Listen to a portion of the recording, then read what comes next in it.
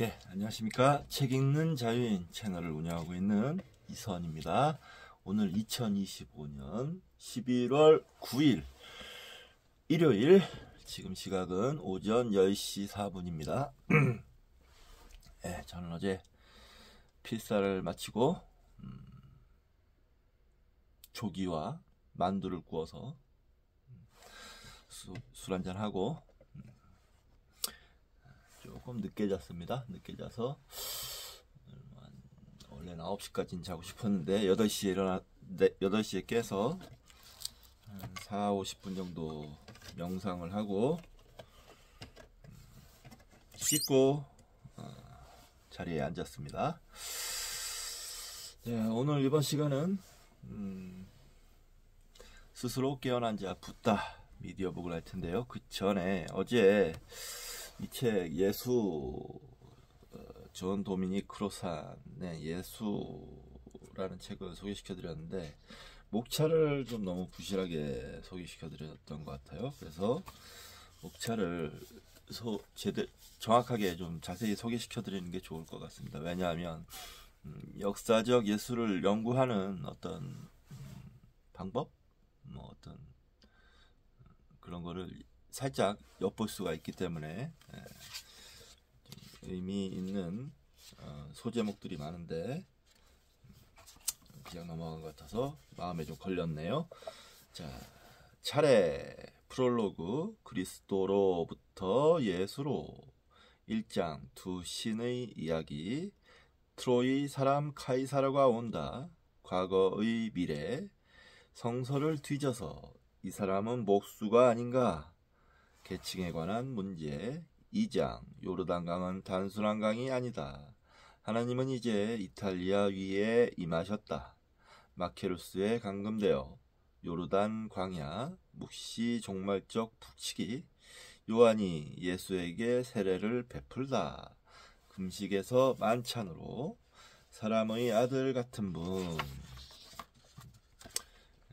조금 낫죠. 어저께 필사하기 전에 이 책을 좀 소개시켜 드렸었는데 거기에 이제 이 책에 대한 간단한 제 소개가 좀 있었고요.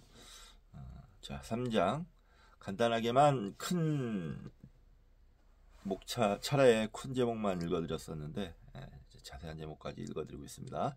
3장 성가신 자들과 아무것도 아닌 자들의 나라, 현재 또는 미래의 나라, 가족들을 갈라놓기, 거지들 가로 열고 우리들 가로 닫고, 거지들은 복이 있다. 만일 여자아이거든 내어버려라. 만일 여자아이거든 내어버려라. 겨자풀이 필요한 사람은 누구인가? 열린 공동식사, 철저한 평등주의. 4장 태초에 몸이 있었다. 정치적인 몸, 나병 환자를 만지다. 귀신을 추방하기, 죽음에서 생명으로, 후견인이 되지 않는 법. 5장 지팡이도 신도 배낭도 없이, 저항의 기술, 내가 어떤 집으로 들어가든지, 나의 맨발을 신발 삼아. 6장 십자가 밑의 개들, 들짐승에게 주어진 시체, 6월절 축제 전에, 의로운 사람 야고보, 인상적인 본디오 빌라도 총독, 바라바는 강도가 아니었다. 다시 한번 성서를 뒤져서, 존경받는 공의회 의원, 7장 부활절 일요일은 얼마나 오래 지속되었는가, 살아계신 예수, 잠든 사람들의 첫 열매, 맨 나중된 나에게, 빵과 물고기의 식사, 밤이 새도록 수고했으나, 빈 무덤을 향한 경주, 그 여인을 기념하며. 에필로그 예수로부터 그리스도로, 아직 알려지지 않은 분, 떠나가지 않은 분, 이렇게 되어 있습니다. 좀 소제목까지 다 읽어드리니까 뭔가 살짝 감이 좀 더 오시나요? 좀 더 어제 소개시켜 드렸던 것보다는 좀 더 자세하게 들어오는 내용이 있으셨을 겁니다. 자, 이쯤 하고 오늘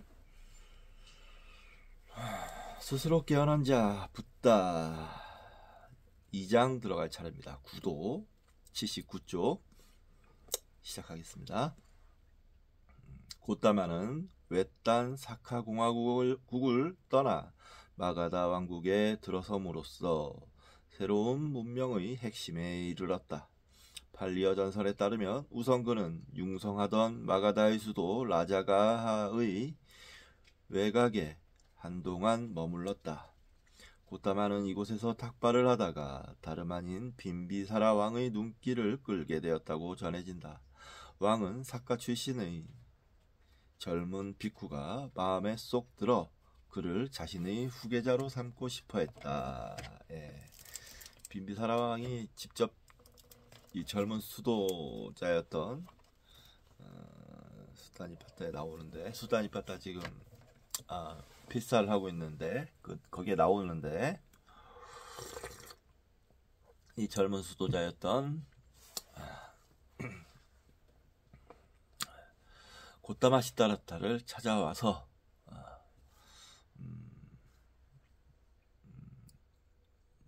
제안을 하죠. 같이 왕국을 다스리자. 그러나 고따마는 자기는 그런 거에 관심이 없다. 오직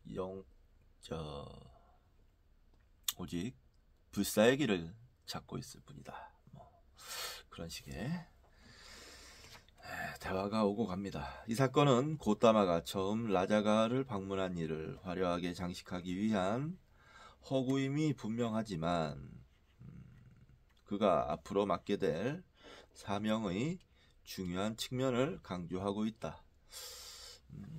여기서 이제 이분은 분명하다고 얘기를 하는데, 일단 불교도들은 사실로 좀 받아들이는 그런 경향이 있어요. 없는 얘기를 굳이 일부러 만들어냈을 리는 없고, 그리고 초기 경전 곳곳에 보면 빈비사라 왕이 아자뚜사타 왕이 아들인데, 빈비사라 왕의 아들인데, 아무튼 빈비사라 왕과 관련된 일화가 많이 나옵니다. 또 빈비사라 왕이 불교 승가에 많은 보시를 하기도 하고, 또 빈비사라 왕의 부인, 그러니까 여왕 부인이, 여왕은 아니지, 부인이 독실한 불교도로 나와요. 아무튼 많은 에피소드가 빈비사라 왕과 있기 때문에 꼭 뭐 이렇게 수다니파타에서 얘기하는 묘사하는 그런 단순해 아무튼 뭐 그런 극적인 형태가 아니었더라도 접점이 있었다는 것은 확실합니다. 그렇기 때문에 허구임이 분명하지만 이 말은 조금 조정을 해야 될 필요가 있을 것 같아 보입니다. 거짓말 쌩뻥을 쳤다는 건 아니에요. 그러니까 한마디로 그가 앞으로 맡게 될 사명의 중요한 측면을 강조하고 있다. 고따마는 카필라바투의 명망 높은 가문 출신으로 왕유나 귀족과 어울려도 불편함을 느끼지 않았다. 사카에는 카스트 제도가 없었지만 고따마는 겐지스 지역의 주류 사회로 들어서자 자신이 정부 일을 관장하는 카스트인 크샤트리아 소속이라고 밝힌다. 그러나 그는 외부자의 객관적인 눈으로 베다 사회의 구조를 볼 수 있었다. 아무리 사카족이 외부에 있었다고 하지만, 그래도 하나의 왕국인데, 그러니까 외곽에 있었다고 하지만 하나의 왕국인데, 여러 저쪽 그러니까 중심 번성하는 지역과 교류를 했겠죠. 그래서 그들의 문화를 잘 알고 있겠죠. 실제로 이제 초기 경전에는 부처님께서 많은 어렸을 적부터 많은 학습을 그러니까 브라만교라든지 관련 전통에 대한 학습을 많이 하셨다고 나옵니다. 이미 그러니까 알고 계셨다라고 봐야겠지요. 그는 브라만을 숭배하도록 교육받지 않았으며 그들과 함께 있어도 결코 처진다는 생각을 하지 않았다. 고따마는 훗날 자신의 교단을 세웠을 때 세습되는 것을 근거로 사람들을 구분하는 관행을 받아들이지 않았다. 이런 태도 때문에 그는 카스트 제도가 붕괴하고 있던 여러 도시에서 유리한 입장에 설 수 있었다. 고따마의 구도항해의 첫 기항지가 외딴 남자가 아니라 커다란 도시였다는 점도 의미심장하다. 그는 앞으로 거의 평생 동안 겐지스의 여러 도시에서 일하게 된다. 도시는 도시화로 인한 격변 때문에 불안과 혼란이 퍼져 있던 곳이며 영적인 갈증도 그만큼 큰 곳이었다. 물론 이때 당시의 분위기가 평등을 추구하는 분위기였기 때문에 불교가 자연스럽게 그걸 받아들였다 라는 시각이 있을 수 있습니다. 그러나 불교를 내밀하게 공부를 하다 보면 평등 사상이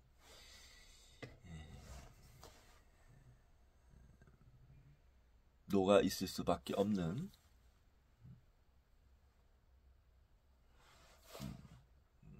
그런 종교입니다. 아주 절대적 평등을 얘기하는 거거든요. 그렇기 때문에 불교가 그때 당시의 상황에 이렇게 뭐 시대적 상황에 휩쓸려서 그런 평등 사상을 받아들이게 됐다. 이런 식의 표현은 전도된 겁니다. 앞뒤가 전혀 그것과 무관하다 라고까지 얘기할 수 있을 것 같습니다. 그 정도로 하고요. 고따마는 라자가하에 도착한 뒤 그곳에서 오랜 시간을 보내지 않고 바로 스승을 찾아 나섰다. 영적 도제기관을 이끌어주고 거룩한 생활의 기초를 가르쳐줄 사람이 필요했던 것이다. 고따마는 사카에서는 수도자를 거의 보지 못했을 것이다. 그러나 도시들을 연결하는 새로운 교역로를 따라 떠돌기 시작하면서 방랑하는 빅구들의 무리가 엄청나게 많은 것을 보고 깜짝 놀랐을 것이다. 그들은 노란 수도자복을 입고 탁발 그릇을 들고 상인들과 함께 걸어다녔다. 도시에서는 수도자들이 여염집 문간에 말없이 서 있는 모습을 보았을 것이다. 닭발 수도자는 말로 먹을 것을 청하지 않고 그냥 그릇만 내밀었다. 그러면 집의 가장은 다음 생에서 좋은 삶을 누리기 위한 공덕을 쌓고 싶은 마음에 남은 음식으로 그 그릇을 채워주곤 했다. 고따마는 또 길에서 벗어나 반얀나무, 흑단나무, 야자나무가 울창한 숲속으로 자러 들어갔을 때 그곳에서 야영을 하며 함께 살고 있는 수도자들의 무리와 마주쳤을 것이다. 그들 가운데 일부는 부인을 데려와 자연 속에서 가정을 꾸리고 거룩한 생활을 추구했다. 심지어 고귀한 탐구를 하는 브라민도 있었는데 이들은 여전히 성스러운 세 가지 불을 보살피고 좀 더 엄격하게 베다의 맥락에서 깨달음을 구했다. 6월 중순에 이 지역을 덮쳐 9월까지 계속되는 장마철에는 여행이 불가능했다. 그래서 물이 빠지고 다시 통행이 가능해질 때까지 많은 수도자들이 숲이나 교회의 공원과 공동묘지에서 함께 살곤 했다. 고따마가 그들과 합류했을 무렵 방랑하는 빅구들은 이 지역 풍경의 중요한 특징이 되었으며 사회적으로도 무시할 수 없는 세력이 되었다. 상인과 마찬가지로 이들은 제5의 계급이나 다름없었다.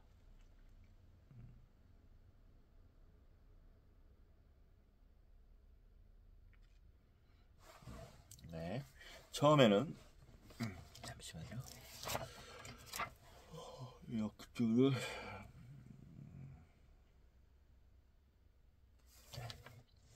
처음에는 많은 사람들이 이런 아지바카라는 특별한 직업을 택한 것은 주로 가정생활과 정규 직업의 단조롭고 고된 일로부터 벗어나려는 의도에서였다.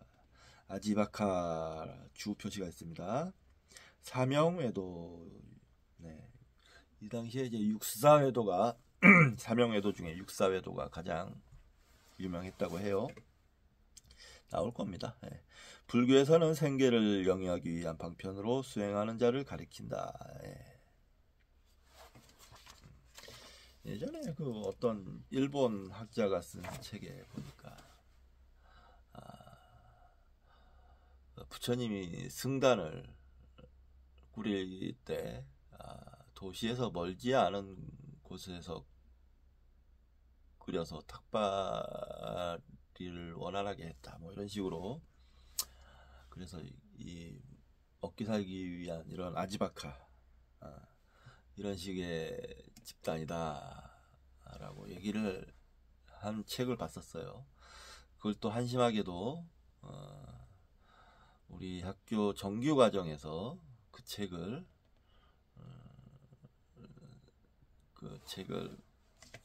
강의 도서로 채택을 해서 그 책으로 뭐 발표 수업도 하고 그랬는데 한심한 일이지만 그때 제가 막 따지었습니다. 이 책은 하류다. 이 학자는 하류다 라고 하면서 그 교수님이 많이 곤란하셨을 거예요. 근데 그냥 두고 볼 수는 없잖아요. 그런 식의 얘기를 하는 잘못된 수준 낮은 학자의 이야기를 그랬었습니다. 예. 자. 아지바카 하긴 근데 한편으로는 또 이해가 가요. 이렇게 아지바카로 지금 살고 있는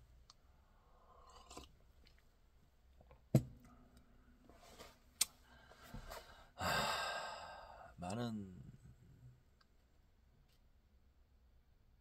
스님들이 계시는 것처럼 비춰지잖아요.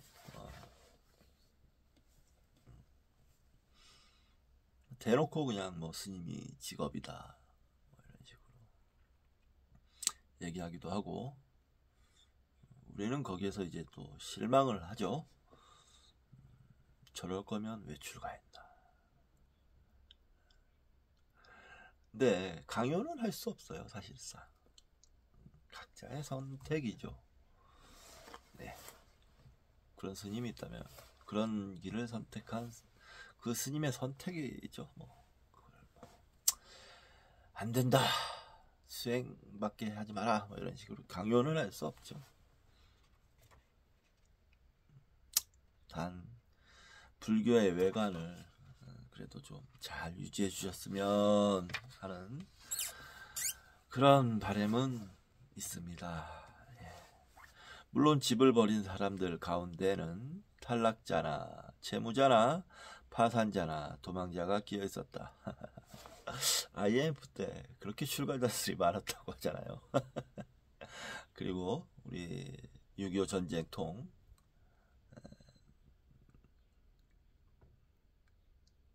직후였나 아무튼 뭐 먹고 살기 힘들 때 그때 불교 내부 교단의 정치적인 이유 같은 뭐 그런 이유도 있고 아무튼 여러 가지 이유로 출가자들이 참 많았다고 해요.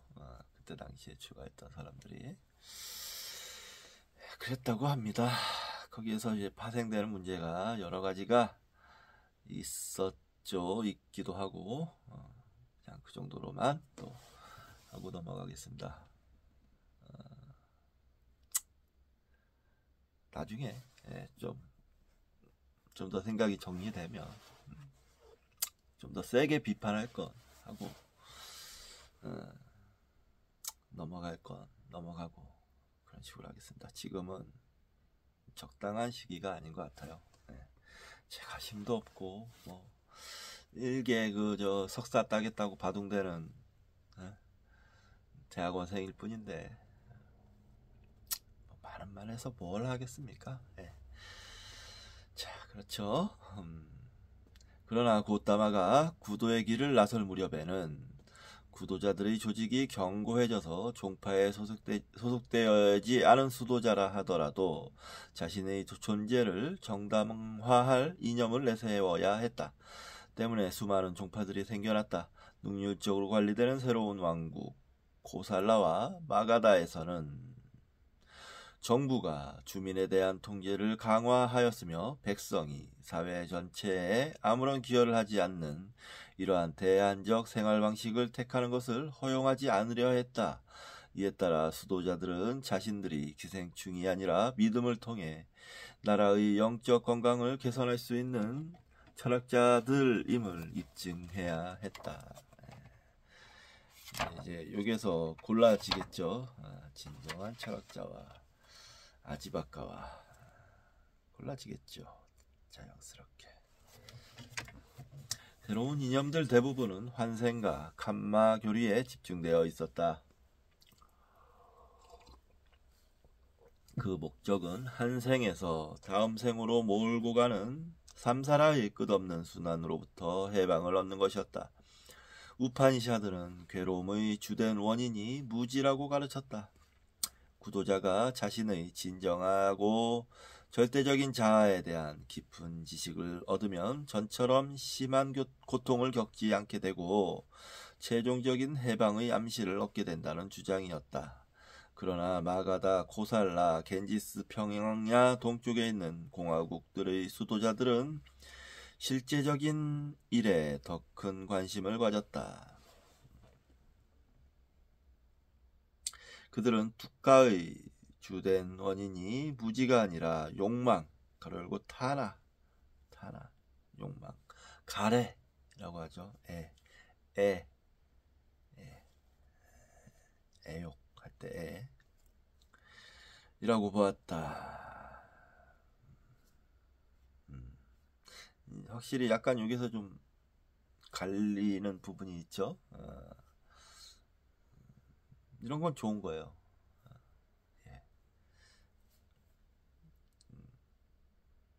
어떤 진리를, 이 궁극적 알을 추구해 가는데 이런저런 가설을 세워보는 거는 대단히 합리적이잖아요. 좋은 거죠. 그러니까 근데 서로 너무 싸우면 안 되고, 이들이 말하는 욕망은 거룩한 삶을 추구하는 것처럼 사람들에게 영감과 발전을 주는 고귀한 염원이 아니라 나는 원한다 라고 말하게 만드는 갈망을 의미했다.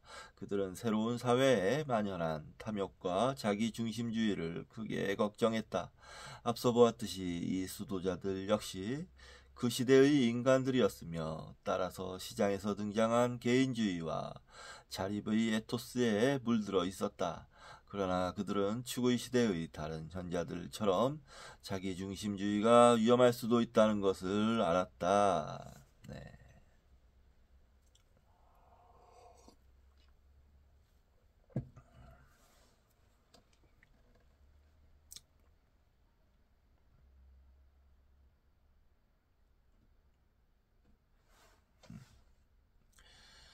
겐지스 동부의 수도자들은 이 목마른 타나 때문에 사람들이 삼사라에서 벗어나지 못한다고 확신했다. 그들은 크든 작든 욕망이 우리의 모든 행동을 유발한다고 생각했다. 우리는 뭔가를 원할 때 그것을 얻기 위해 행동한다. 남자가 여자에게 욕정을 품을 때 그는 그녀를 유혹하는 수고를 아끼지 않는다. 사람들은 사랑에 빠지면 사랑하는 사람을 소유하고 싶어하고 그 사람에게 집착하게 되고 강박적인 갈망을 품게 된다. 또한 물질적 안락을 원치 않는다면 아무도 따분한 일을 열심히 하려 들지 않을 것이다. 따라서 욕망은 사람의 행동, 가로열고 칸마를 부추기며 이 행동은 오랜 세월 동안 영향을 미치는 결과를 낳고 다음 생의 삶을 좌우하게 된다. 예. 이게 기본적인 메커니즘이 있죠. 이거는 좀 보면 동서고금을 막론하고 인간 사회에 적용되었던 메커니즘이었다고 생각해요. 지금도 마찬가지고. 예. 마찬가지입니다. 뭐 제가 뭐 계속 뭐 없다 뭐 이런 얘기를 말씀을 드리는데 사실상 대부분 그러니까 아주 극히 일부만을 제외하고는 있죠. 다 있습니다. 있기 때문에 그 과보를 죽음과 함께 아니면 그 삶에서 아니면 내세에 받게 되는 겁니다. 연기법이 아까 평등 말씀드렸는데 연기법은 그렇게 평등해요. 신에게조차 신도 거기에서 벗어날 수가 없습니다. 그러면 깨달은 붓다, 부처, 뭐 선사라든지 이런 사람들은 벗어날 수 없냐? 라고 묻는다면 그 선불교에 그런 질문이 있습니다. 어떤 사람이 깨달은 선사께 부처 붓다들은 선사들은 깨달으신 분들은 연기에서 자유롭냐? 라고 여쭤봤어요. 그랬더니 스님이 백장 스님이었나? 백장 스님 맞나? 백장 스님인 것 같은데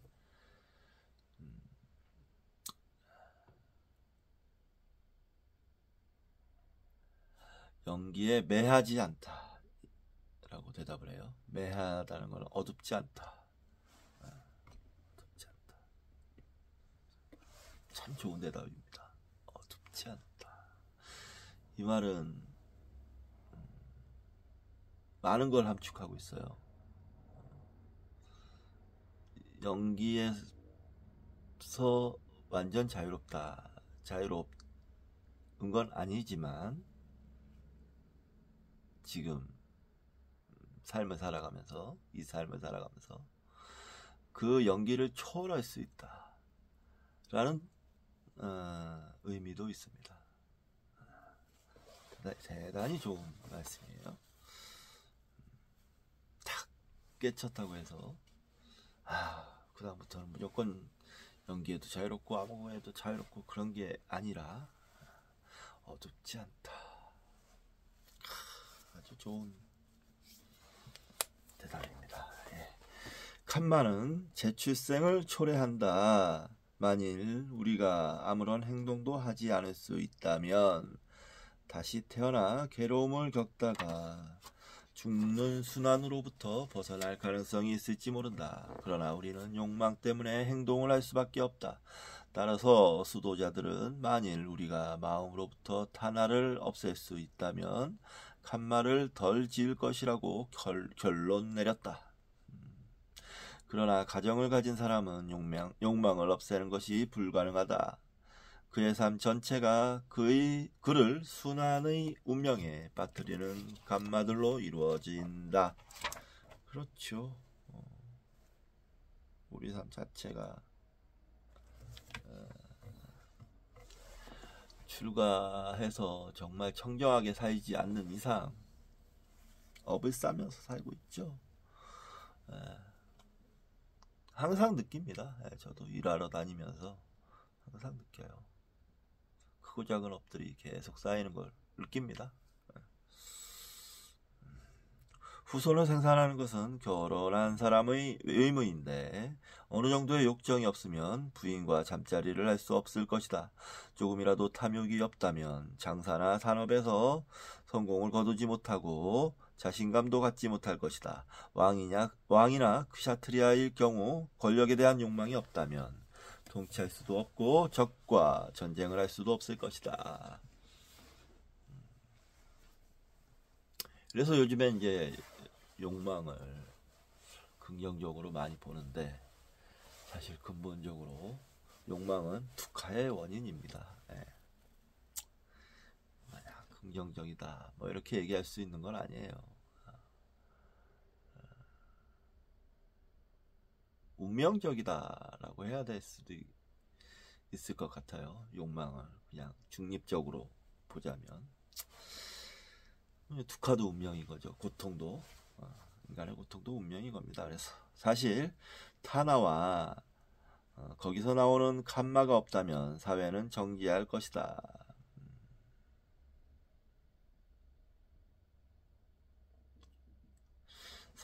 사회는 정지할 것이다. 욕망과 이거는 좀 다르게 생각해야 됩니다. 초월의 개념에서 본다면 욕망과 업이 없어도 초월의 개념에서 본다면 욕망과 업이 없어도 존재할 수 있죠. 그 정도로만 하자. 예. 가정을 가진 사람의 삶은 욕정, 탐욕, 야망에 의해 지배되기 때문에 그는 존재의 그물에 얽혀드는 행동을 할 수밖에 없다. 그 결과 그는 불가피하게 다시 태어나 또 한 번 고통스러운 삶을 견뎌야 한다. 물론 가정을 가진 사람도 선한 칸마를 지음으로써 공덕을 쌓을 수 있다. 예를 들어 비쿠에게 먹을 것을 주는 등의 행동으로 공덕을 쌓아 장차 혜택을 얻을 수도 있다. 그러나 모든 칸마는 제한적이기 때문에 그 결과 역시 한정될 수밖에 없다.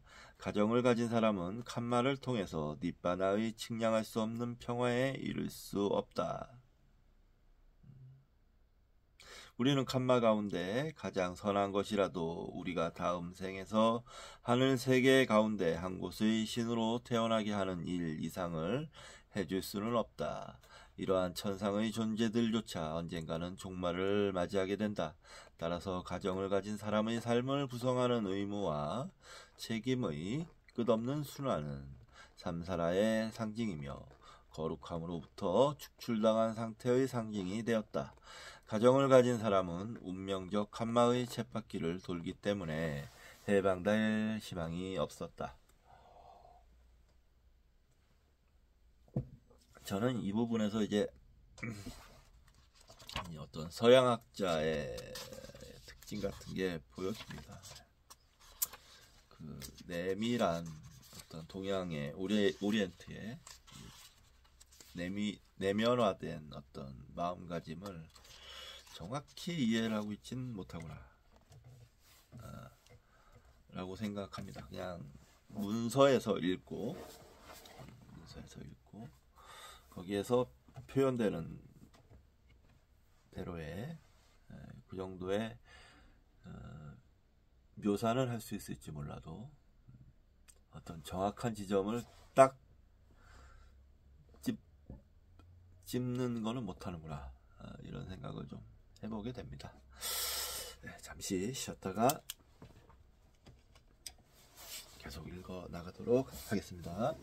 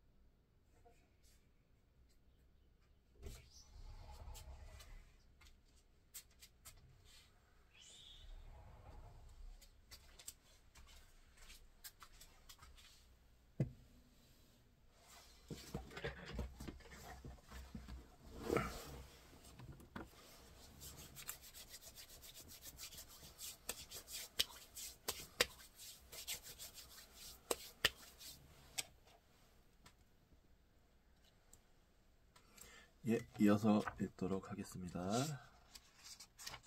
너무 진도가 안 나가네. 그러나 수도자들은 이보다 나은 입장이었다. 그들은 욕정을 포기했다. 자식이나 다른 부양가족도 없으므로 일자리를 얻거나 장사를 할 필요가 없다. 그들은 가장과 필요할 때 상대적으로 행동으로부터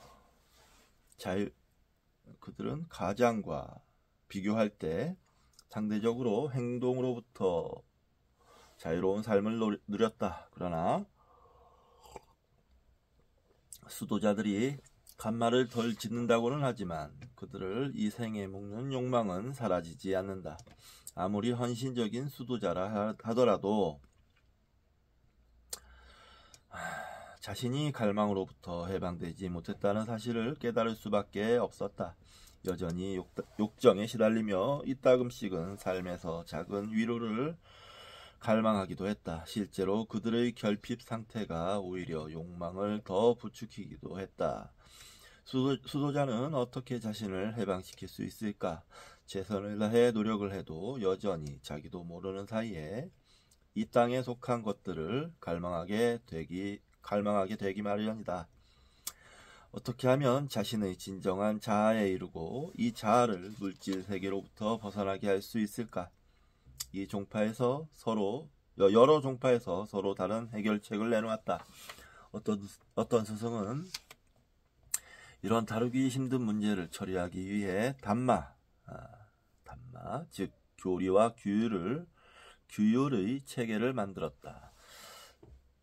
담마라는 건 여러 가지 의미로 쓰인다고 전에 말씀드렸습니다. 아주 광범위하게 쓰여서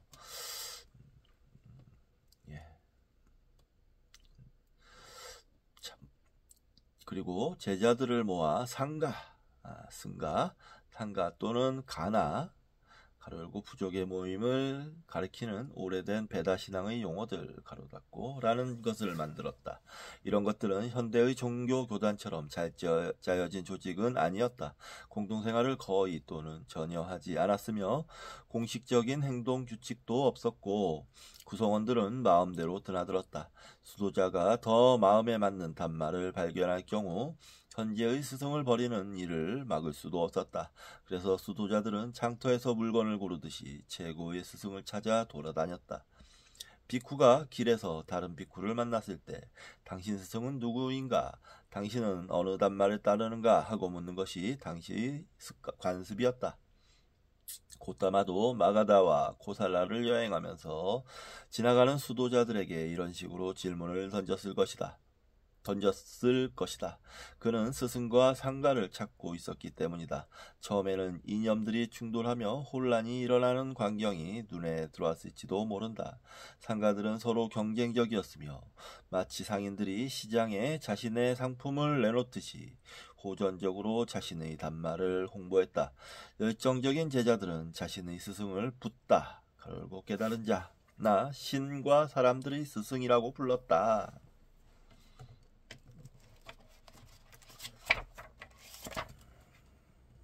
그랬겠죠. 축을 이루는 다른 나라들과 마찬가지로 이곳에서도 격렬한 토론이 벌어지고 매우 세련된 논증이 제시되고 사람들은 이런 문제들에 큰 관심을 가졌다. 종교 생활은 괴짜 광신자 몇 명의 전유물이 아니라 모든 사람들의 관심사였다. 스승들은 도시의 공회당에서 토론을 벌였다. 공개 설교가 열리면 사람들이 몰려들었다. 일반인들은 편이 갈려 서로 다른 상가를 지지하기도 했다. 어떤 상가의 지도자가 도시에 도착하면 가장 상인 공무원들이 그를 찾아 나서 그의 단마에 대하여 질문을 던졌으며 마치 오늘날 사람들이 스포츠팀을 놓고 토론을 벌이듯이 그 단마의 장단점을 놓고 열심히 토론을 벌였다. 일반인들도 이런 토론의 세밀한 부분까지 이해했으나 그들의 관심은 결코 이론적인 것이 아니었다. 인도에서는 종교적 지식을 평가하는 기준이 오로지 하나뿐이었다. 그것이 효과가 있는가? 그것이 한 개인을 바꾸고 삶의 고통을 덜어주며 궁극적 해방의 평화를 주거나 혹은 그것을 얻을 것이라는 희망을 주는가? 누구도 형이상학적 교리 자체에는 관심을 가지지 않았다.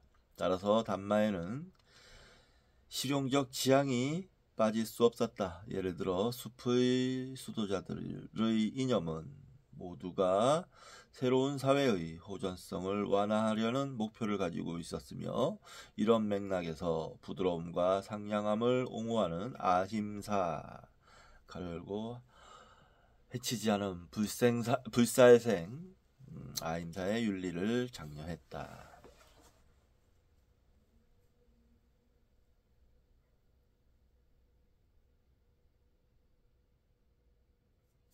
이 부분은 체크 좀 하지요. 예, 중요한 부분이고요.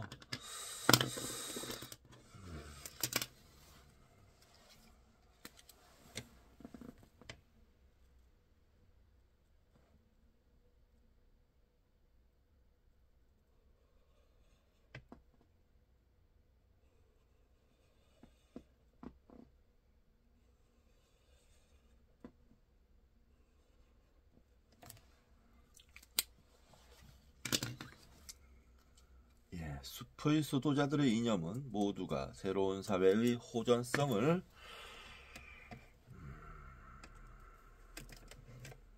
완화하려는 목표를 가지고 있었으며, 이런 맥락에서 부드러움과 상냥함을 옹호하는 아힘사의 윤리를 장려했다. 모두가 그런 건 아니고요. 회의주의자들도 있었고 허무주의자들도 있었고 그렇습니다. 근데 그 중에 이제 아힘사, 평화주의, 평화를 높은 그 이념의 가치로 삼는 종교들이 많은 지지를 얻었죠. 불교, 자연화교 이런 것들. 그래서 불교와 자연화교는 아직도 남아있는 겁니다.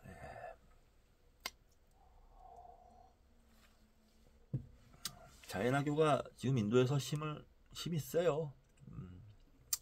신도수는 많지 않아도 그 핵심 엘리트층에서 자연화교를 많이 자연화교 신도가 꽤 된다고 합니다. 마칼리 고살라와 푸르나 카사파 같은 스승을 따르는 아지바카들은 당시 유행하던 칸마이론을 부정했다. 그들은 설사 수천 년이 걸리더라도 모든 사람이 궁극적으로 삼사라로부터 해방을 얻게 될 것이라고 믿었다. 다만 그 전까지 고정된 숫자의 생을 통과하며 모든 형태의 삶을 경험해야 한다는 것이었다. 이 단마의 핵심은 마음의 평화였다.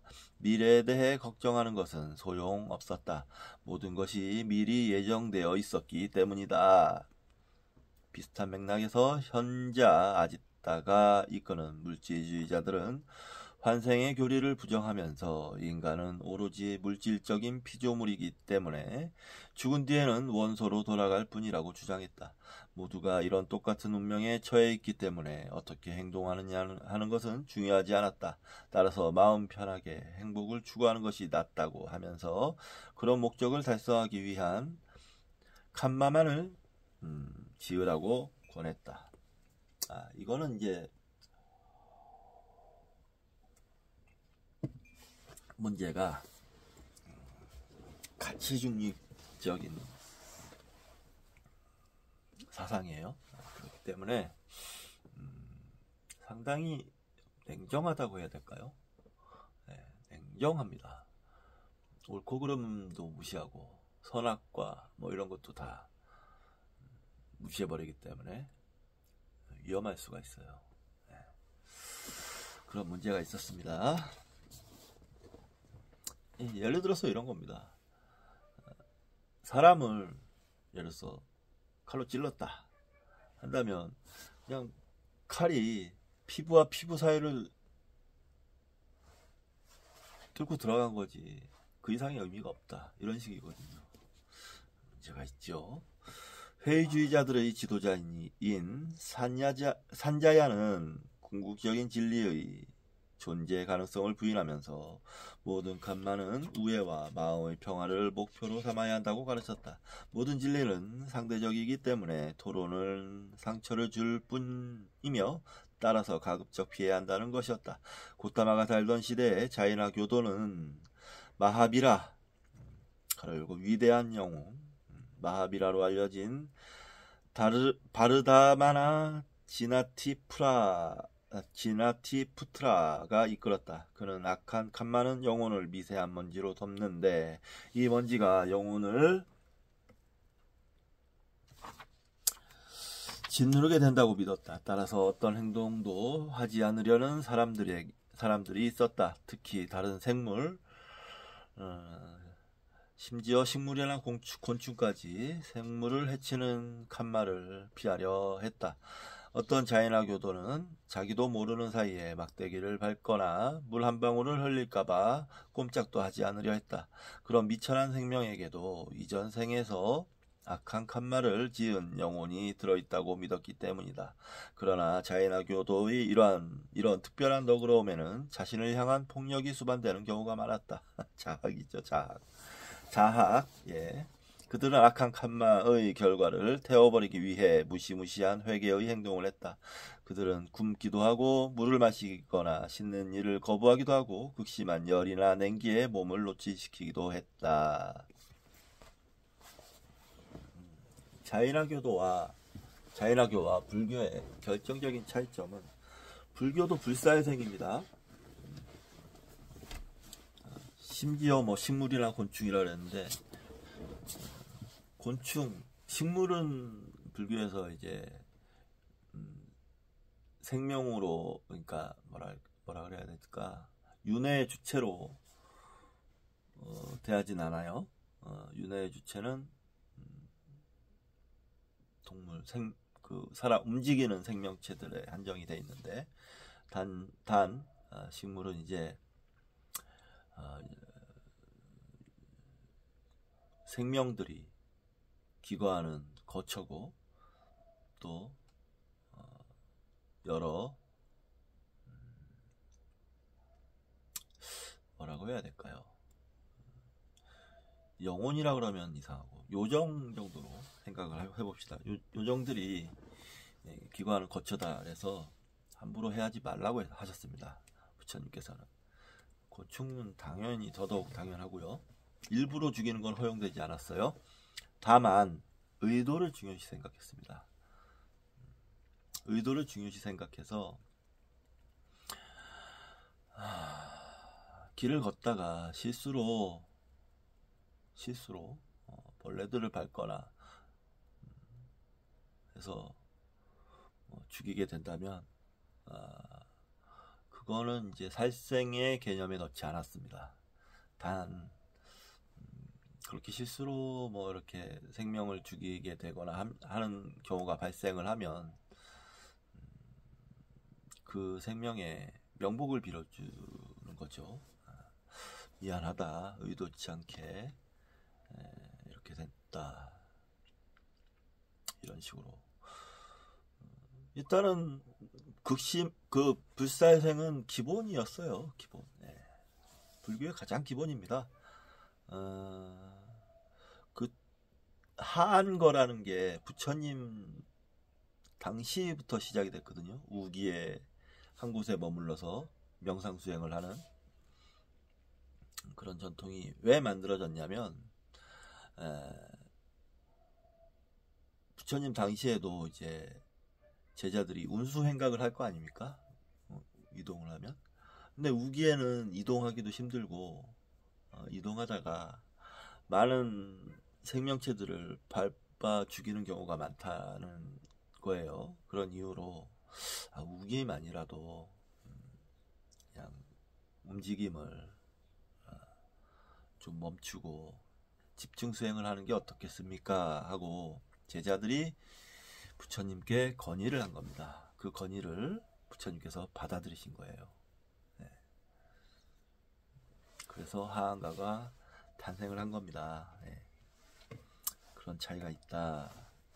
고따마는 이런 상가들에는 가입하지 않았다. 대신 그는 삼캬 철학을 가르치던 알랄라 깔라마이 단마에 입문하기 위해 비데아 공화국의 수도인 베살리 근처로 갔다. 고따마는 주표시를 또 좀 가끔씩 읽어줘야 될 때가 있어서요.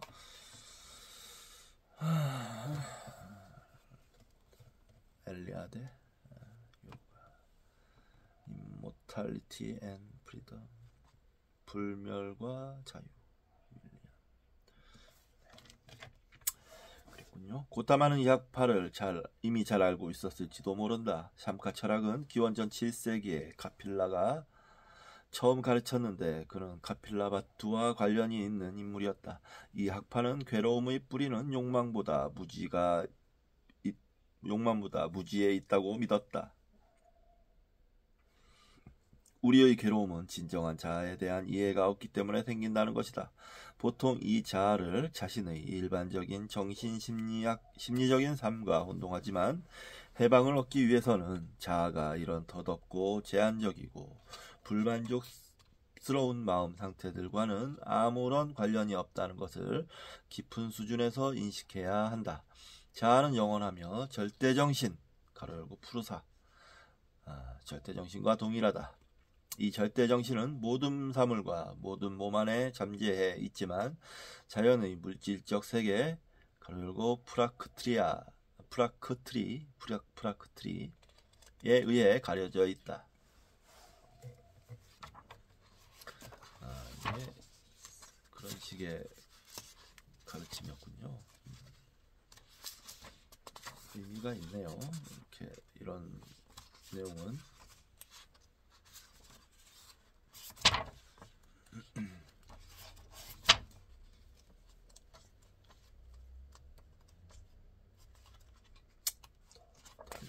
시간이. 샴카에 따르면 거룩한 삶의 목표는 프라크트리로부터 푸르샤를 분별해내는 것이다. 수도자는 감정의 혼란을 넘어선 생활을 하면서 인간의 가장 순수한 부분인 지성을 개발해야 한다. 지성은 마치 거울이 꽃을 비추듯이 영원한 정신을 비출 수 있다. 이것은 쉬운 과정이 아니지만 수도자는 자신의 진정한 자아가 완전히 자유롭고 절대적이고 영원하다는 것을 인식할 때만 해방을 얻을 수 있다. 해방을 얻는 즉시 자연, 가로열고 프라크트리는 자아로부터 물러난다. 고전적 테스트에서는 이것을 주인의 욕망을 채워준 뒤 물러나는 무희에 비유했다. 고전적 테스트라는 게 뭔가? 삼키아 카리타 삼키아 철학. 예, 삼카 철학. 뭐 좀 미리 말씀드리자면 여기서는 이제 영원한 정신이니 진정한 자아니 하는 말을 하는데 이게 목표지 않습니까? 이 삼카에 불교에서는 이것도 하나의 과정으로 봅니다.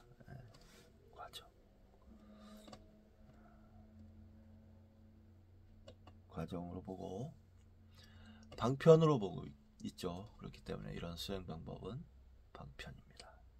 목표가 아니고 수단일 뿐이다. 이렇게 되면 수도자는 깨달음을 얻게 된다. 자신의 진정한 본성에 눈을 떴기 때문이다. 이제 괴로움은 그를 건드리지 못한다. 그는 자신이 영원하고 절대적임을 알기 때문이다. 이제 그는 나는 괴롭다라고 말하는 대신 그것이 괴롭다라고 말한다. 고통은 이제 멀리 떨어진 곳에서 일어나는 경험, 자신의 진정한 전책성으로부터 멀리 떨어진 경험이 되었기 때문이다. 근데 이 방편이 상당히 유용해요. 유용합니다. 유용하고 도달해야 될 단계임은 맞습니다. 도달해야 될 단계고요. 근데 거기서 멈추는 게 아닙니다. 불교에서는 열반은 그런 게 아닙니다. 깨달은 현자는 계속 세상 속에서 살면서 자신이 전에 저지른 악한 칸마의 잔재를 불태우게 된다. 그러나 죽으면 절대 다시 태어나지 않는다. 물질적 크라크트리로부터 해방되었기 때문이다. 고타마는 삼카 철학이 마음에 들었다. 그래서 훗날 자신의 담마를 정리할 때도 이 철학의 몇 가지 요소는 그대로 남겼다. 삼카는 고타마처럼 세상에 대한 환멸의 기억이 생생한 사람들에게는 매우 매력적인 이념이었을 것이다. 삼칼은 수도자들에게 모든 곳에서 거룩함을 찾으라고 가르쳤기 때문이다. 자연은 덧없는 현상에 불과했다. 그것은 혼란을 일으킬 뿐 궁극적 실제는 아니었다. 세상이 낯선 곳으로 여겨지는 사람들에게 삼칼은 치유의 비전이었다. 삼칼에서는 자연이 그 가망 없는 외관에도 불구하고 우리의 친구라고 가르쳤다.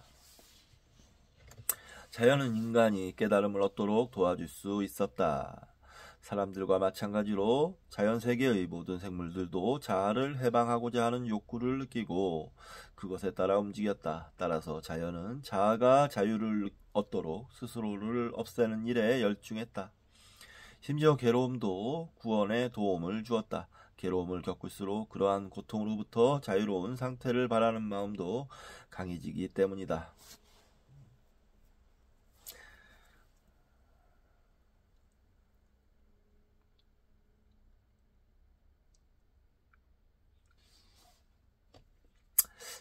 프라크트리 세계의 제약을 경험할수록 해방을 바라는 염원도 더 강해진다.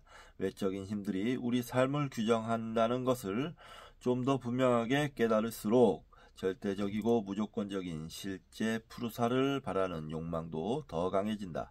그러나 이 욕망이 아무리 강할지라도 수도자는 물질 세계로부터 해방을 얻는 것이 극히 어렵다는 것을 깨닫곤 한다. 감정의 혼란스러운 삶, 육체의 무정부주의적인 삶에 시달리는 한낱 인간이 어떻게 이런 소용돌이를 넘어서서 지성에만 의지해 살 수 있겠는가?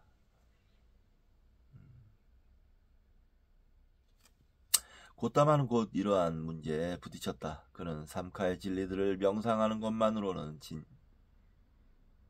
진정한 구원을 얻을 수 없다는 것을 깨달았다. 그러나 고타마는 처음에는 장족의 진보를 했다.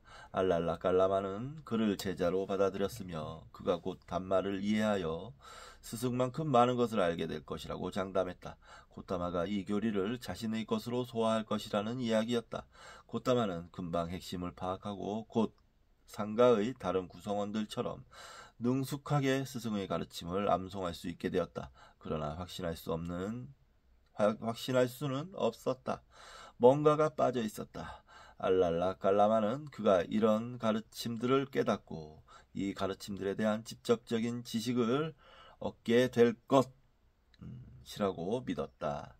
진리가 자신과 떨어져 존재하는 것이 아니라 자신의 심리와 통합되어 자신의 삶의 현실이 될 것이라는 이야기였다. 자신이 곧 담마의 살아있는 구현체가 된다는 것이었다. 그러나 그런 일은 일어나지 않았다. 알랄라 깔라마가 예언한 것과는 달리 그는 교리 안으로 들어가 그 안에서 살게 되지 않았다. 가르침들은 여전히 머나먼 형 이상학적 추상 개념들로 남아있었으며 그의 실존과는 아무런 관계가 없었다. 그는 노력을 했지만 진정한 자아를 어렴풋하게도 인식할 수 없었다. 그는 자아를 뚫고 들어갈 수 없는 프라크트리의 껍질 속에 감추어진 채 모습을 드러내지 않았다. 이건 좀 잘못된 묘수인데 아마 다 통달을 했을 겁니다. 다 하셨을 겁니다. 다 통달을 하시고 보니까 부족한 거였죠. 이게 끝이 아니구나 라는 거를 금방 아셨을 것 같아요. 부처님께서는. 네. 이것은 종교에서 흔히 빠지게 되는 공경이다. 사람들은 흔히 신앙에 대한 전통적 진리들을 받아들이고 다른 사람들의 증언을 수용하지만 종교의 내적인 핵, 그 빛을 바라는 본질은 손에 잡히지 않는 곳에 그대로 있다는 것을 깨닫곤 한다.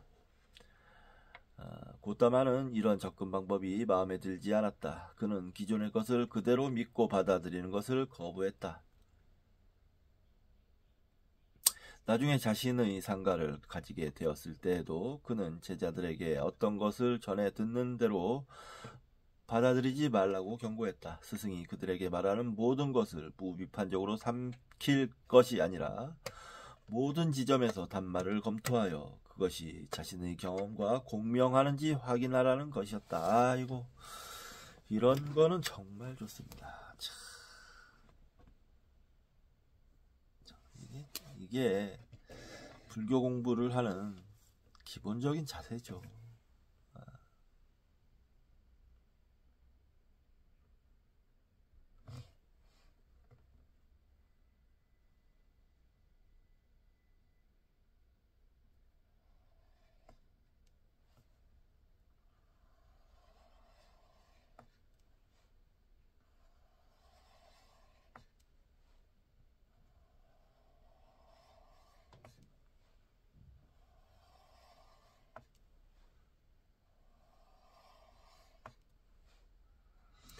이게 기본적인 자세입니다. 네. 불교 공부를 하는. 여기에서는 내세울 권위가 없어요. 그러니까 어떠한 권위도 인정되지 않습니다. 사실상 불교에서는. 근데 권위를 인간이라는 게 또 계층을 구성하고 사는 자들이라 높아지고 싶죠. 그러면 또 권위를 내세우고 그런 겁니다.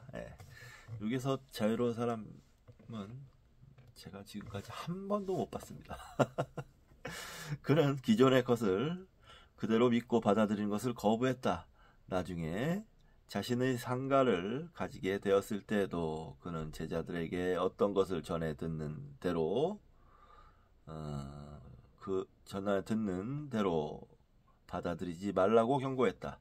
스승이 그들에게 말하는 모든 것을 무비판적으로 삼킬 것이 아니라 모든 지점에서 단말을 검토하여 그것이 자신의 경험과 공명하는지 확인하라는 것이었다. 진짜 멋진 말입니다. 이게 모든 공부하는 사람의 자세가 되어야 됩니다. 그러나 이상적인 걸로 이게 이상이다 라는 것만 알고 있어도 훌륭합니다. 아주 훌륭합니다. 실천을 못하더라도 막상 생활에서는 권위를 내세우게 된다든가 권력을 숭배하게 된다든가 이런 일이 벌어진다고 하더라도 이게 이상임을 잊지는 말아야 합니다. 그래서 고따마는 구도의 최초의 단계에서도 알랄라 깔라마의 단말을 믿느냐 마느냐의 문제로 받아들이지 않으려 했다. 그는 스승에게 나아가 어떻게 이 교리를 깨달았느냐고 물었다. 다른 누군가의 말을 그냥 받아들이지는 않았을 것 아니냐는 물음이었다. 알랄라 깔라마는 자기가 명상으로 삼캬에 대한 직접적 지식을 얻은 것이 아님을 인정했다. 그는 정상적이고 합리적인 사고만이 아니라 요가 훈련을 이용하여 이런 교리를 꿰뚫을 수 있었던 것이다. 여기에서 부처님께서 그냥 아무것도 몰라서 이렇게 믿느냐 마느냐의 문제가 빠진 게 아니고 부처님께서는 무조건 알고 믿음이 아닌 알을 훨씬 더 중요시 하셨어요. 알아라 먼저. 물론 이제 나중에 교단이 생기고 큰 원칙 3가지 중에 대신심 이런 게 있긴 있는데 저는 그런 말을 굉장히 그다지 좋아하지 않습니다. 저는 무조건 너가 알아라. 너가 봐서 공부하고 알아서 아는 것이 곧 믿는 거다 라는 입장이기 때문에 덮어놓고 믿어라 이런 거 굉장히 싫어합니다. 대단히 싫어합니다. 자, 오늘 여기까지 하도록 하겠습니다. 재밌었네요. 도움이 좀 되셨을까 모르겠어요. 혹시라도 제가 하는 말 중에 이건 말도 안 된다, 이의가 있다 하시는 분들 얼마든지 댓글로 남겨주시기 바라겠습니다. 혹시 뭐 댓글이 남기기 불편한가요? 그러면 뭐 전화번호라도 좀 남겨놓을까요? 생각 좀 해보겠습니다. 요즘엔 뭐 괜히 들어가서 자기 정보 같은 거 남기고 싶지 않잖아요. 전화번호 남겨놓는 거 생각해 보겠습니다. 괜찮을 것 같은데. 예, 자, 오늘 여기까지 하고요. 밥을 먹고 이걸 좀 더 읽을까? 이걸 좀 더 읽을지 아니면 다른 책을 읽을지 밥 먹고 나서 결정하겠습니다. 자, 다음 시간에 뵙도록 하겠습니다. 감사합니다.